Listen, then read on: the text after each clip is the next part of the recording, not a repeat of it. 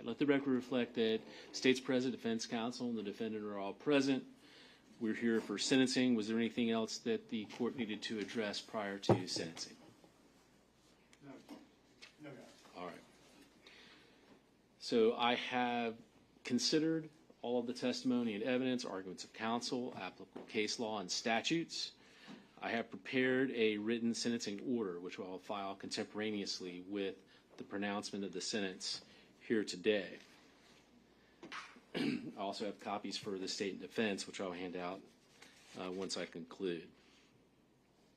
So in the state of Florida versus Wade Stephen Wilson, case number 19 CF 568, the court will read aloud the portion of the sentencing order related to the sentencing circumstances and proportionality. In evaluating the aggravating and mitigating factors, the court does not engage in a mere counting procedure, but instead makes a reasoned judgment based on the totality of the circumstances. In reaching this decision, the court is mindful that because death is a unique punishment in its finality, its application is reserved only for those cases where the most aggravating and least mitigating circumstances exist. The law never requires the imposition of a death sentence.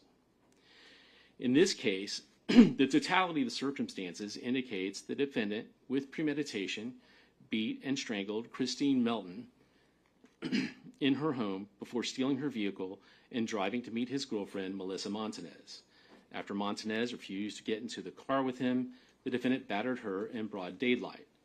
The defendant told law enforcement, when Ms. Montanez managed to flee from the defendant, he fled the scene and drove back to Cape Coral, where he decided that he would murder another person.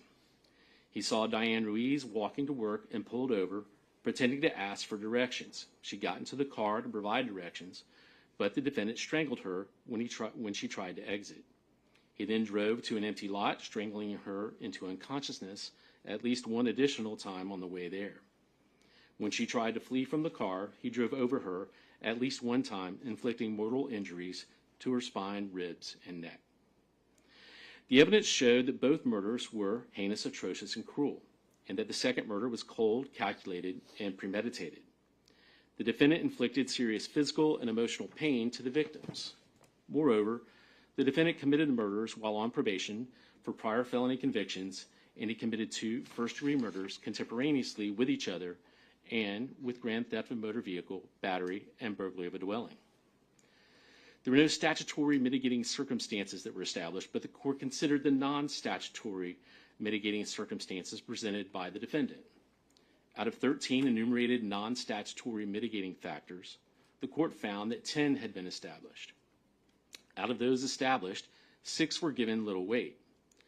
The totality of the mitigating circumstances indicates that the defendant suffers from drug use from a young age, along with undiagnosed and untreated mental health issues of some kind.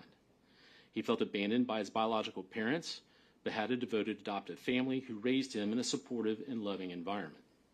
Defendant did not resist law enforcement when arrested and confessed fully to both murders.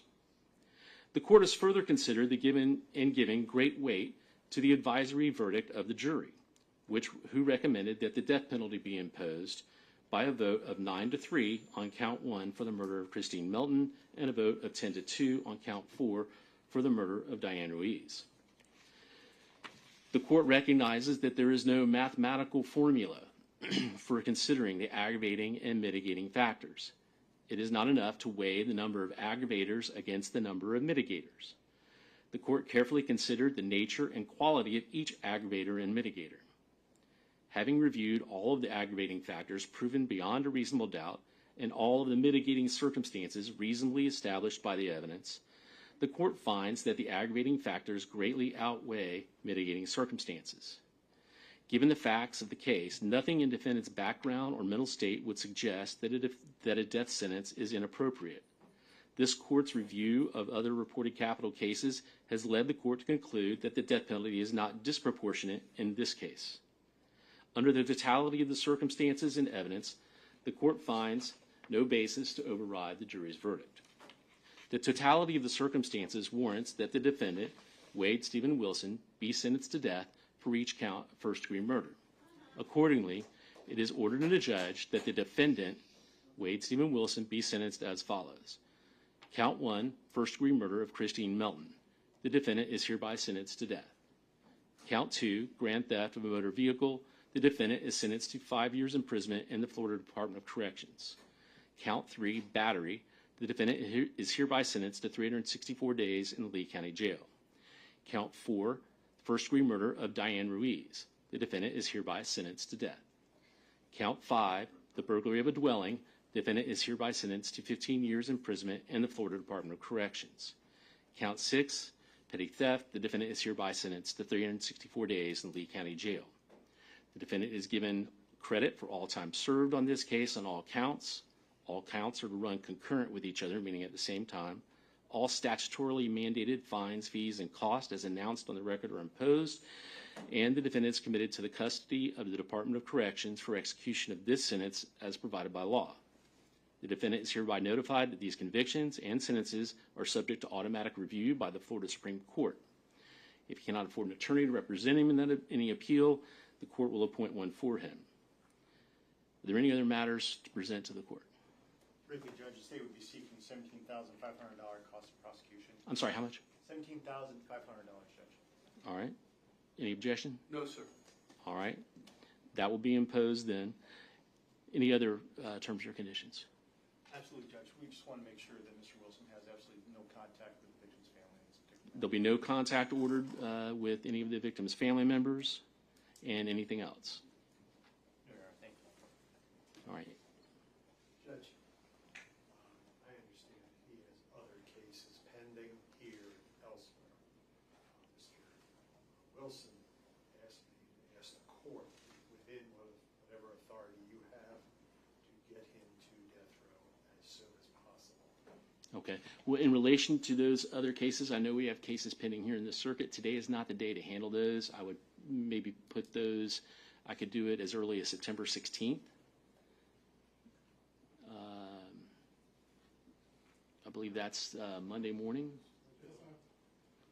That's Malcolm's case, Judge. Yes, Your Honor. Malcolm Dowling from Mr. Wade Wilson. September 16th would be fine, but Okay. Well, I think it'd be more appropriate to handle that at a different time. So let's do that September 16th then at 9 a.m. for the other cases, which are case numbers 20 CF 16591 and 23 CF 15499. Okay. And we have court on 16th, right? Yes, Your Honor. Okay. Judge, if I may, he also has a VOP warrant out of Broward County, Palm Beach County. I'm going to get in touch with the authorities over there, but if need be, we'll ask the court to ROR him on that VOP warrant so he can be taken up to Well, it's not a motion in front of me today, but if you certainly are able to file whatever you want to file, and Yes, sir. I'll consider it. Thank you. All right. Anything else? Not from the state, Judge. All right, sir. Then, Mr. Wilson, you will be fingerprinted and remanded to the Sheriff's Department. You'll be held without bond and for transport to the Department of Corrections when it's appropriate. If nothing else, then we're adjourned.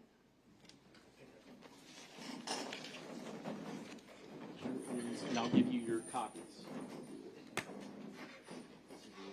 Original. Mr. Shirley or Mr. Hollander? Well, one for the state, one for the defense. Thank you.